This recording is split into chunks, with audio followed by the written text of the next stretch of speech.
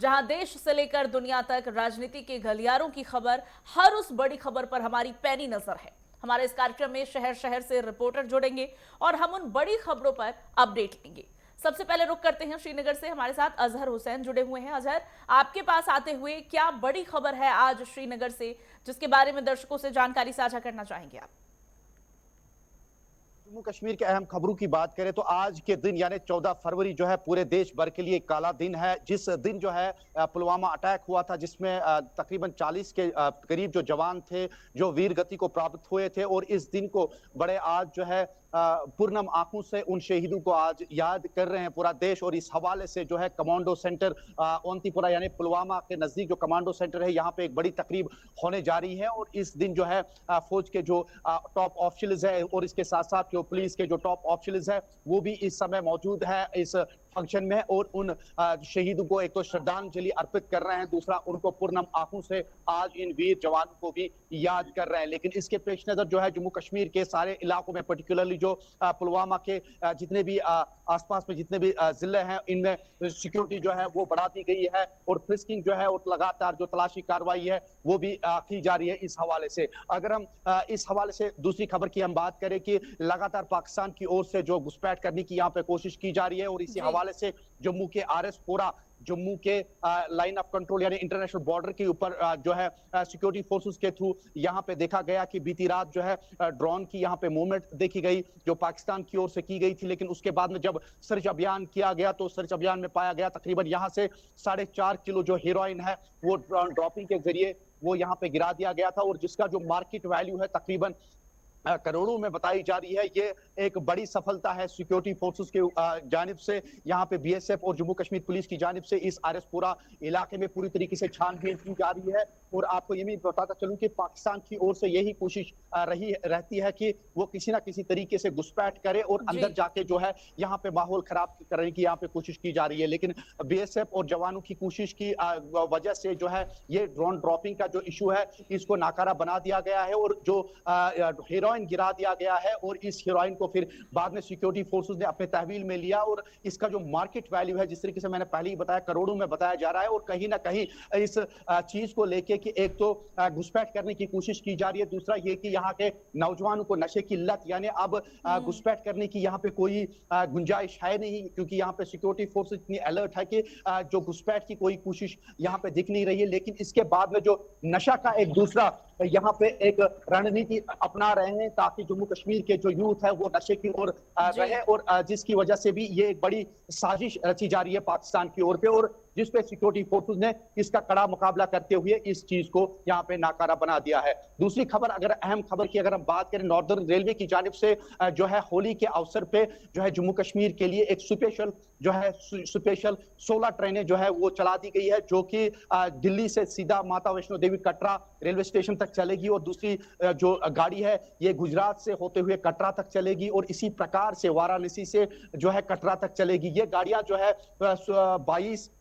फरवरी से लेके जो है 8 मार्च तक चलेगी, और ये स्पेशल ट्रेन जो है इस होली के अवसर पे चलाई जाएगी। नॉर्दर्न रेलवे की जानिब से ये पुष्टि की गई है। और अगर मैं बता दूं कि गाड़ी का नंबर जो है, ट्रेन जो दिल्ली से कटरा की तरफ जाएगी, इसका नंबर 040408, और दूसरी गाड़ी जो है 040082, और इसी तरीके से गुजरात से कटरा की तरफ रवाना होगी ये 04603 और 04604। ये गाड़ी जो है लगातार चलेगी 15 दिनों तक। और कहीं ना कहीं जो श्रद्धालु है, एक तो होली के अवसर पे जो है एक तो फेस्टिवल, क्योंकि कई सारे लोग जो है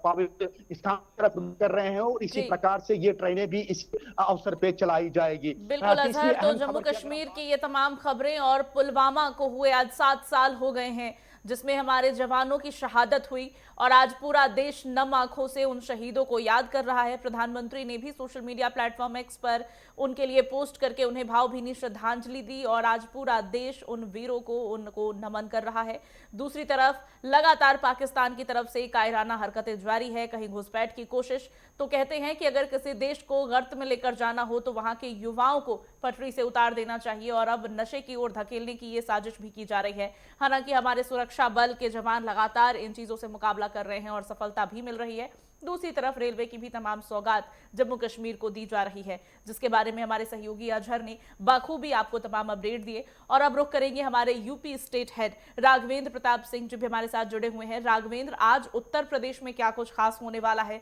मुख्यमंत्री योगी आदित्यनाथ गोरखपुर पहुंचे हैं, वहां पर क्या कुछ आज खास होने वाला है और इसके अलावा भी अन्य बड़ी खबरें उत्तर प्रदेश में?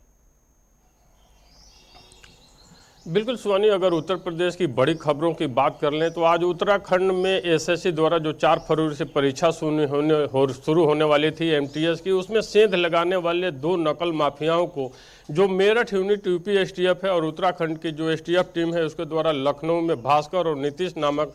2 युवकों को परीक्षा में सेंध लगाने और नकल कराने का ठेका लेने के लिए गिरफ्तार किया गया। तो एक तरह से कहा जा सकता है कि भर्ती परीक्षाओं में चाहे उत्तराखंड की बात हो या उत्तर प्रदेश की बात हो, उसमें सेंध लगाने वालों के लिए उत्तर प्रदेश में कोई जगह नहीं है। और यूपी एसटीएफ द्वारा ये गिरफ्तारी बताती है कि अगर उत्तर प्रदेश के बाहरी राज्यों में आप नकल लगाने की सेंध करने का प्रयास करते हैं उत्तर प्रदेश में रह करके, तो वो संभव नहीं होगा, क्योंकि यहाँ की एसटीएफ टीम लगातार सक्रिय है। वहीं मुख्यमंत्री योगी आदित्यनाथ की बात कर लें तो अपने 3 दिवसीय दौरे पे गोरखपुर में आज उनका दूसरा दिन है। गोरखनाथ मंदिर में उन्होंने जनता दर्शन लगाया, लोगों की समस्याओं को सुना, गो सेवा करते हुए देखे गए सीएम योगी आदित्यनाथ। और जनता दर्शन में उन्होंने स्पष्ट निर्देश दिया कि कोई भी अधिकारी, लेखपाल हो या तहसीलदार हो, एसडीएम हो या डीएम हो या फिर किसी अन्य विभाग का कोई अधिकारी हो, अगर गलत रिपोर्ट लगाता है, अगर किसी जरूरतमंद के साथ अन्याय करता है तो उसके ऊपर एफआईआर दर्ज करके उत्तर प्रदेश सरकार की तरफ से कानूनी कार्रवाई की जाएगी। तो उन्होंने स्पष्ट संदेश दिया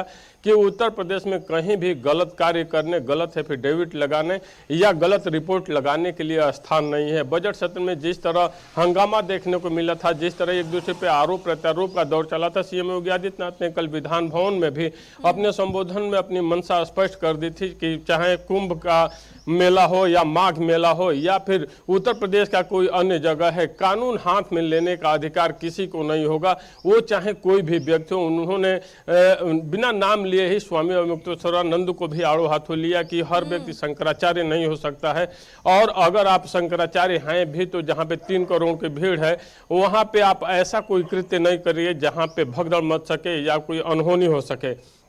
इसके अलावा